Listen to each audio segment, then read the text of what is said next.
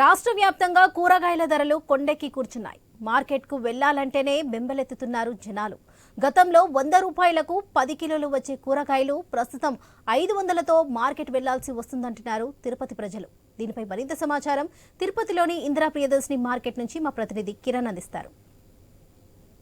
కూరగాయల రేట్లు కొండెక్కినాయని చెప్పుకోవచ్చు. మధ్యతరగతి కుటుంబాలు కూరగాయల మార్కెట్కి వచ్చి ఏ కూరగాయలు పట్టుకున్నా విపరీతమైన రేట్లు ఉన్నాయని చెప్పేసి కూడా మనకు తెలుస్తుంది. ఇప్పటికే టమాటా రేటు, అదేవిధంగా ఎర్రగడ్డ రేట్లు 100కు పైమాటే అని చెప్పుకోవచ్చు. ప్రస్తుతం మనం తిరుపతిలోని ఇందిరా ప్రియదర్శిని కూరగాయల మార్కెట్లో ఉన్నాం. ఇక్కడ రేట్లన్నీ ఎలా ఉన్నాయి అని చెప్పేసి కొంతమంది గృహిణులు కూడా ఉన్నారు.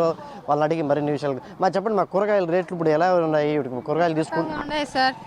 కూరగాయల రేటు ఏవి కొనేట్టుగా లేదు సార్. టమాటాలు 100, 120 అని చెప్తున్నారు సార్.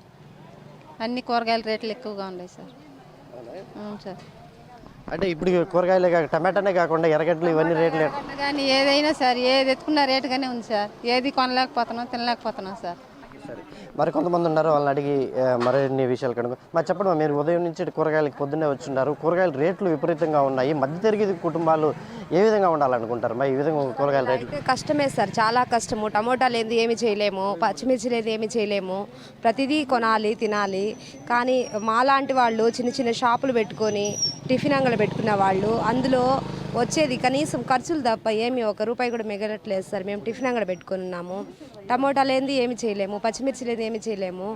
ఈ విధంగా ఉంటే కష్టమే సార్. మధ్యతరగతి కుటుంబాలు బ్రతకాలంటే చాలా కష్టం అది సార్. ఇప్పటికే ఇది టమాటానే కాకుండా మొత్తం మీద కూడా ఆనియన్స్ కానీ ప్రతి ఒక్కటి ఇలాగే ఉన్నాయి రేట్లు.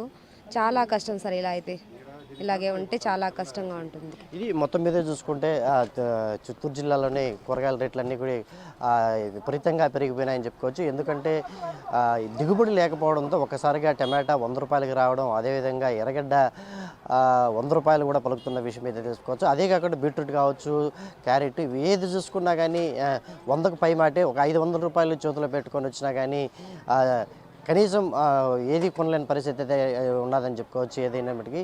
అయితే టమాటా రైతుకు మాత్రం ఇది ఒక ఆశాజనకమైన వార్త అని చెప్పుకోవచ్చు. ఎందుకంటే గత 10 సంవత్సరాల నుంచి కూడా చూసుకుంటే టమాటాకి గిట్టుబాటు ధర లేకుండా రైతులు పారబోసే పరిస్థితి కనిపిస్తుంది. అయితే గత నెల రోజుల నుంచి మా టమాటా రేటు ఒక్కొక్కటి అంటే ₹30 నుంచి ₹100కి పెరగడంతో రైతులు మాత్రం హర్షం వ్యక్తం చేస్తున్నారు. అయితే కొనుగోలుదారులు మాత్రం ఇది విపరీతంగా రేటు పెరిగింది, కొనలేకపోతున్నామని చెప్పే పరిస్థితి అయితే కనిపిస్తుంది. కెమెరా పర్సన్ రాజేష్తో కిరణ్, తిరుపతి నుంచి.